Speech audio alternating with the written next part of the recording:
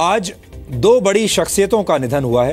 केंद्रीय मंत्री अनिल माधव दवे और हिंदी सिनेमा की सीनियर एक्टर रीमा लागू अब इस दुनिया में नहीं है। हम इन दोनों को श्रद्धांजलि देते हैं। लेकिन आज यहां पर अनिल माधव दवे से जुड़ी एक बात का जिक्र करना बहुत जरूरी है। आज अनिल माधव दवे के निधन के बाद उनकी वसीयत चर्चा का विषय बनी हुई है। आमतौर पर वसीयतें सांसारिक इच्छाओं से भरी हुई होती हैं। खासतौर पर बड़े लोग अपनी वसीयतों में संपत्ति का बंटवारा करते हैं और अपनी कई भौतिक इच्छाएं लिखकर जाते हैं। लेकिन अनिल माधव दवे जरा दूसरी किस्म के व्यक्ति थे। उन्होंने आज से 5 वर्ष पहले सन 2012 में अपनी 4 लाइनों की एक वसीयत लिखी थी। मैं मुहावरे के तौर पर 4 लाइनें नहीं कह रहा हूं, बल्कि हकीकत में उन्होंने अपनी वसीयत में सिर्फ 4 ही इच्छाएं जाहिर की थी। पहली 2 इच्छाएं उनके अंतिम संस्कार को लेकर हैं, जिसमें वो किसी तरह का दिखावा या आडंबर नहीं चाहते थे।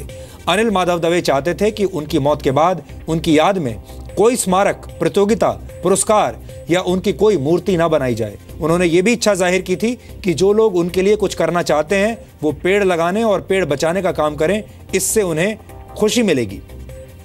देखिए, उनकी विल इस वक्त मेरे हाथ में है, my wish and my will. यहां पर ये उन्होंने लिखा है। पहला पॉइंट है, संभव हो तो मेरा दाह संस्कार बद्राभान में नदी महोत्सव वाले स्थान पर किया जाए। आगे उन्होंने लिखा है, सिर्फ वैदिक कर्म से ही उनका संस्कार हो। मेरी स्मृति में कोई भी स्मारक, प्रतियोगिता, पुरस्कार, प्रतिमा इत्यादि जैसे विषय कोई भी ना चलाए। जो मेरी स्मृति में कुछ करना चाहते हैं, कृपया वृक्षों को बचाने में और उन्हें संरक्षित कर बड़ा करने का कार्य करें, उससे मुझे आनंद मिलेगा। और उसमें भी वो कह रहे हैं कि जब आप वृक्षों का संरक्षण करें, वृक्ष लगाएं, ऐसा करते हुए भी मेरे नाम के प्रयोग से बचें, ऐसा उन्होंने यहाँ पर लिखा है। ये उनकी विल है जो इस वक्त मेरे हाथ में एक नए तरह का उदाहरण आप सबके लिए छोड़कर गए हैं। अनिल दवे चाहते तो इस अनोखी वसीयत के लिए अपने जीते जी यश कमा सकते थे। वो इसकी पब्लिसिटी कर सकते थे, इसका प्रचार कर सकते थे, लेकिन उन्होंने ऐसा नहीं किया।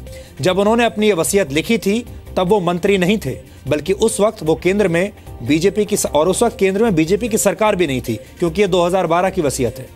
हमारे देश में मरने के बाद भी नेताओं को किसी न किसी रूप में जिंदा रखने की परंपरा होती है और नेता अपनी ऐसी इच्छा भी रखते हैं कि उनके नाम पर अलग अलग योजनाएं चलती रहें। उनके नाम पर सरकारी योजनाएं चलती हैं, स्कूलों या सड़कों के नाम रखे जाते हैं, खेल प्रतियोगिताएं होती हैं, फिर मरने वाले नेताओं के नाम से सरकारी पुरस्कार भी दिए जाते हैं। लेकिन अनिल माधव दवे ये सब नहीं चाहते थे, इसीलिए उन्होंने अपनी वसीयत में ये सब ना करने की बातें लिखी हैं।